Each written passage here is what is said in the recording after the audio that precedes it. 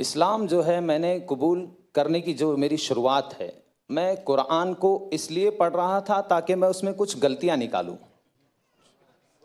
और ये भावना कहाँ से पैदा हुई, जब कोई मुसलमान मुझे बताता था कि भाई तुम्हारी किताब में यहाँ पर मोहम्मद का नाम है सल्लल्लाहु अलैहि वसल्लम, यहाँ पर फला नाम है, यहाँ पर वो है, यहाँ पर फला है, तो मेरी जो भावना थी वो ये थी, जुमा में एक दिन नहाने वाले रोज नहाने वाले को बता रहे।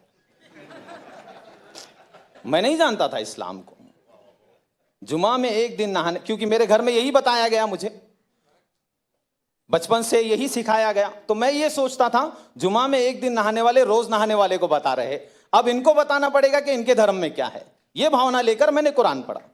ये भावना लेकर मैं कुरान को पढ़ना शुरू किया। सबसे पहले फतेह मोहम्मद जालंधरी साहब का मैंने कुरान उठाकर पढ़ा, तर्जुमा पूरा मुकम्मल।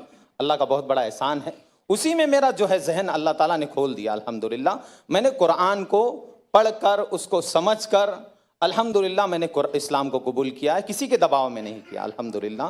किसी ने दबाव नहीं दिया, किसी ने पैसे नहीं दिए। पैसे देता अगर कोई तो रेंट के घर पे नहीं रहता।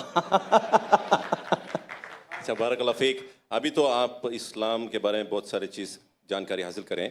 मैं आपसे ये सवाल कर रहा हूँ, आप भी क्या है, आप ऑलरेडी जो है लोगों को भी इस्लाम के बारे में आप जानकारी दे रहे हैं, तो मेरा ये सवाल है, क्या इस्लाम में जायज़ है लोगों को फोर्स करना और इस्लाम कबूल करवाना, ऐसा कुछ इस्लाम में जायज़ है क्या? कुरान की आयत है, अल्लाह ताला ने कुरान में अध्याय नंबर 2 के श्लोक नंबर 256 में अल्लाह ने कहा, ला इकराह फिद्दीन, धर्म के नाम पर कोई जबरदस्ती नहीं है। कद तबय्यन रुश्द मिनल गई, मैंने अंधकार और प्रकाश को वाज़ेह कर दिया। अंधकार क्या है?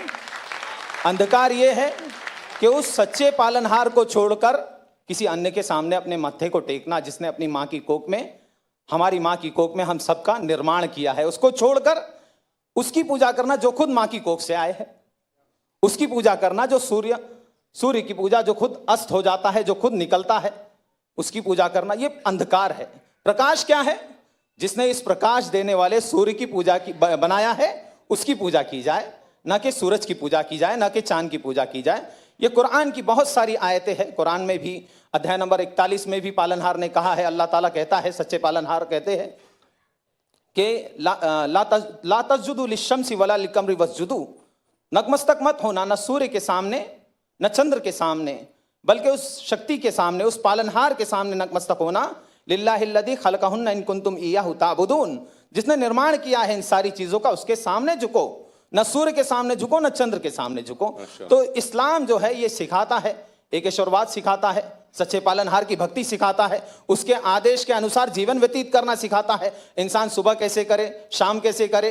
पहले जानवर था, अभी इंसान बन गया, ऐसा लगता है मुझे। पहले मुझे नहीं मालूम था कैसे जीना है, क्या करना है। सोकर उठूं तो क्या करूं? सोकर उठना भी भक्ति है।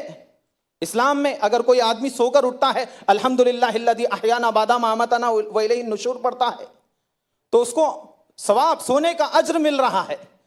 बाथरूम जा रहा है, वहां पर भी भक्ति की प्रेरणा दी गई है, बाथरूम की प्रार्थना करनी है।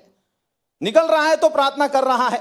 सड़क पे कैसे चलना, थूकना, अल्लाह अकबर, बड़ा एक हर अमल को जो है बताया गया। थूके कैसे इंसान, सामने ऐसे नहीं थूके, क्यों? किसी और को तकलीफ भी हो सकती है।